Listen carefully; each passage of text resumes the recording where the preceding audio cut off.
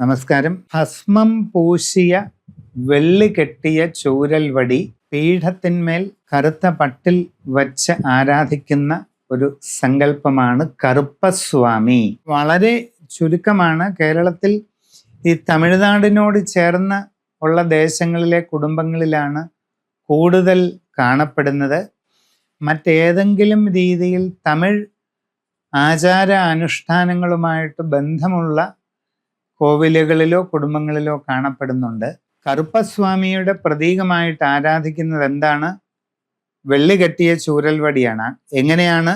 തടിയുള്ള പീഠത്തിൽ, തടി കൊണ്ട് നിർമ്മിച്ച ഒരു പീഠത്തിൽ കറുത്ത പട്ടുതുണി വിരിച്ച് അതിന്മീതെ ഭസ്മം പൂശിയ വെള്ളി കെട്ടിയ ചൂരൽവടി വെച്ചിട്ടുണ്ടെങ്കിൽ അത് കറുപ്പസ്വാമിയുടെ ഉപാസനയാണ്. കറുപ്പസ്വാമിയുടെ ഉപാസന എന്ന് പറയുമ്പോൾ അത് വളരെ ആഴമേറിയ ഒരു ഘടകവും കൂടെ അതിലുണ്ട്. കറുപ്പസ്വാമി എന്ന് പറയുന്നത് 18 പടി കറുപ്പർ എന്നൊക്കെ അതിനെ വിശേഷിപ്പിക്കാറുണ്ട്.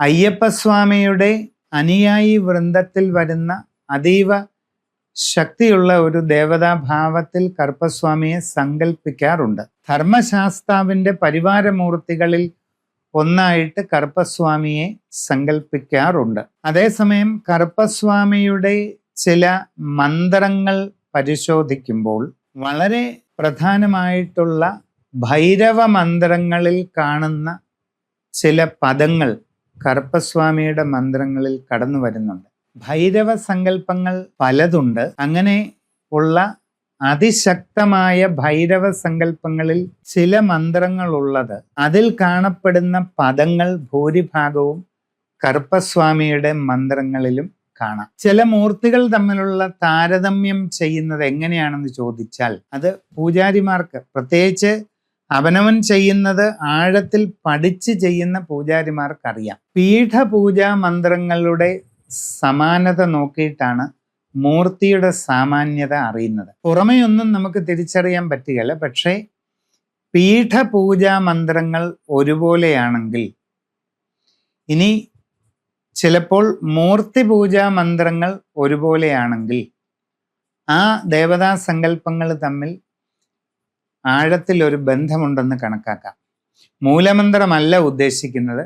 മൂലമന്ത്രങ്ങൾക്ക് പുറമേ കൂടുതൽ വിസ്തരിച്ച് വരുന്ന പൂജാവിധാനമാണ് പീഠപൂജയും മൂർത്തി പൂജയും. അതിൻ്റെ അകത്ത് പലപ്പോഴും നൂറുകണക്കിന് മന്ത്രങ്ങളുടെ ഒരു ആവലി കാണാറുണ്ട്.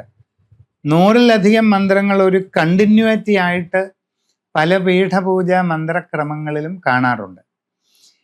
അപ്പൊ രണ്ട് ദേവതാ സങ്കല്പങ്ങളുടെ പീഠപൂജാ മന്ത്രങ്ങൾ ഒരുപോലെയാണെങ്കിൽ ആ മൂർത്തികൾ തമ്മിൽ അഭേദ്യമായ സമാനതകളുണ്ടെന്ന് നമുക്ക് മനസ്സിലാക്കാം.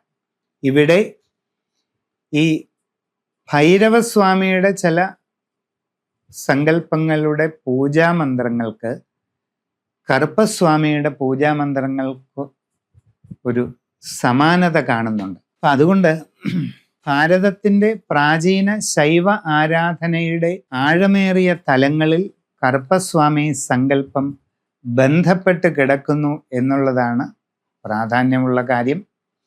ഞാൻ ഈ പറയാത്ത ഒട്ടേറെ കാര്യങ്ങൾ ഇതിനു പുറമെ അതിൻ്റെ അകത്ത് അന്തർഭവിക്കും. ഈ കറുപ്പസ്വാമിയുടെ അനുഷ്ഠാനങ്ങൾ കുടുംബത്തിലുള്ളവർ ഏറ്റവും പരിശുദ്ധവും പ്രാധാന്യവുമായി അത് സംരക്ഷിക്കേണ്ടതാണ്. നമസ്കാരം.